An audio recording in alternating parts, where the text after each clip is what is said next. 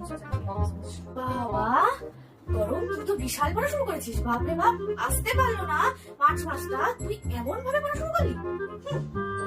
মানে মানে নাকি তুমি একাই বলবে আর কারো বড় অধিকারী, তাই তো? আমি বলছি তোমার অসুবিধার কথা শুনে একটু।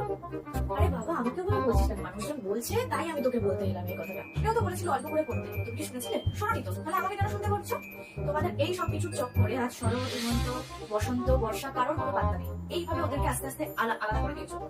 ও ওরা ভালো করে পড়েনি আগের বছরগুলোতে, তাই ওদের এক্সিস্টেন্স নেই। আরে আমাকে তো আমার এক্সিস্টেন্সটা নিয়েও ভাবতে হবে, আমি পড়বো না? আরে এটা কেমন ধরনের কথা বলো তুমি বলছো, বুঝতে পারছি না।